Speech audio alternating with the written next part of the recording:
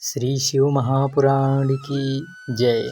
बोलिए गजानंद श्री गणेश भगवान की जय।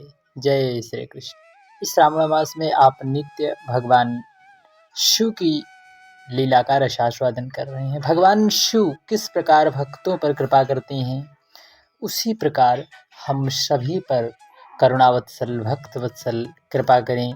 इसी कामना को मन मस्तिष्क हृदय में विराजमान करके आज शिव महापुराण के महत्व में हम आज नंदीश्वर भगवान नंदीश्वर के अवतार की कथा को श्रवण करेंगे। क्यों भगवान ने नंदीश्वर का अवतार धारण किया। नंदिकेश्वर बोले, वहाँ जाकर मैं धीरतापूर्वक एकांत स्थान में वहाँ कठिन तप करने लगा, जो मुनियों को भी दुर्लभ है।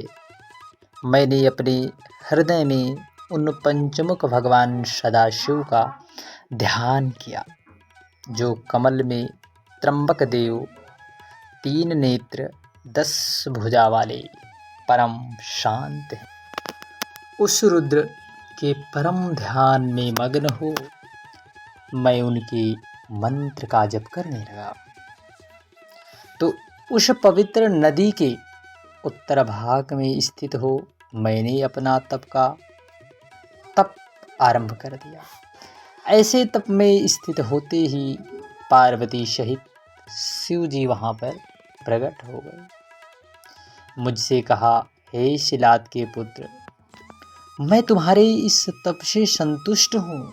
तुमने बहुत श्रेष्ठ तप किया है, अर्थात मैं तुम्हें वर देने आया हूँ, वर देना चाहता हूँ। तुम्हारे मन में जो ही इच्छा हो उस इच्छा को कहो और अपना मनोरथ पूर्ण करो। यह सुन मैं जरा शोक विनाशक भगवान शिव जी की स्तुति करने लगा। तब मुझ नंदी को सिर झुकाए देखकर दुख हरता परेशान हो गए। वृषभध्वज भगवान शिव ने दोनों हाथों से मुझको पकड़ लिया और स्पर्श किया और गणपतियों सहित देवी पार्वती को और मुझको कटाक्ष से देखते हुए महादेव बोले, हे महाप्राज्ञ, हे वत्सनंदिन, तुम्हारे पिता तुम्हारे लिए मृत्यु से भय कैसा। उन दोनों ब्राह्मणों को तो मैंने ही भेजा था, परंतु तुम तो मेरे ही समान हो, इसमें तनिक भी संदेह नहीं है। तुम सुहृदयों जनों से सहित अजर अमर दुख रहित अविनाशी अक्षय हो और मेरे प्रिय हो। मेरी इस प्रियतमा में तुमको जरा और मृत्यु नहीं आवेगी। ऐसा कहकर भगवान शिव अपने सिर की एक माला खोलकर शीघ्र ही मेरे कंठ में बांध दिया। उस माला को पहनते ही मानो मैं 3 नेत्र और 10 भुजाओं वाला दूसरा शिव हो ही गया। इस प्रकार उस माला की ऐसी विशेषता थी। और परमेश्वर ने मुझे अपने हाथों से पकड़कर कहा, कहो अब तुमको और क्या श्रेष्ठ वर दूं। तब ऐसा कहकर वृषभध्वज ने अपनी जटाओं के हार के समान निर्मल जल ग्रहण कर नंदी हो, ऐसा कहकर मेरे ऊपर वह जल छिड़क दिया। उससे जटोर का, त्रिखोता, वृषभध्वनि, स्वर्णोदका और जम्बू ये 5 नदियां बह चली। उस स्थान पर पंचनाद नाम पड़ा। उस स्थान का नाम क्या पड़ा? पंचनद, जो अब तक जयेश्वर के समीप वर्तमान है। जो वहाँ पंचनद पर जाकर स्नान कर जयेश्वर शिव जी की पूजा करता है, वह निसंदेह शिव जी में सायुज्य प्राप्त मुक्ति प्राप्त होता है। फिर शिव जी ने पार्वती से कहा कि अब मैं नंदी को गणेश्वर पद पर अभिषिक्त करता हूँ। मैं इसको गणेंद्र चाहता हूँ, तुम्हारी क्या सम्मति है। भगवान शिव देवी पार्वती से पूछ रहे हैं। इस पर कहा, हे देवीश्वर परमेश्वर, इस नंदी को आप मुझे दे दीजिए। हे नाथ यह शिलाद पुत्र आज से मेरा परम पुत्र होगा। तत्पश्चात परम स्वतंत्र परमेश भक्तवत्सल शिव जी ने अपने समस्त श्रेष्ठ गणों को बुलाकर कहा, यह नंदीश्वर मेरा पुत्र है। इससे मैंने सब गणों का अधिपति बना दिया। वह मेरे प्रिय गणों में मुख्य था। ऐसा ही तुम सब मेरे वचन का पालन करना। अब तुम लोग मेरे इस गणाध्यक्ष नंदी को प्रीतिपूर्वक स्नान कराओ। आज से यह तुम सब का ही स्वामी है। इस प्रकार भगवान शिव अपने गणों से बताते हैं।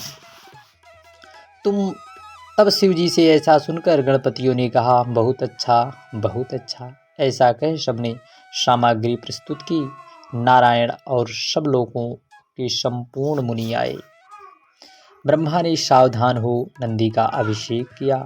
ब्रह्मा, विष्णु तथा समस्त लोकपालों और देवताओं ब्राह्मणों ने प्रसन्न होकर स्तुति की। तत्पश्चात ब्रह्मा जी की आज्ञा से उस नंदी ने विवाह किया। ब्रह्मा, विष्णु आदि ने प्रेम पूर्वक बड़ा उत्सव कराया। तब सूयशा नाम की परम मनोहर देवी, जो मारुत की कन्या थी, वह दिव्य स्वरूपवती मेरी स्त्री हुई।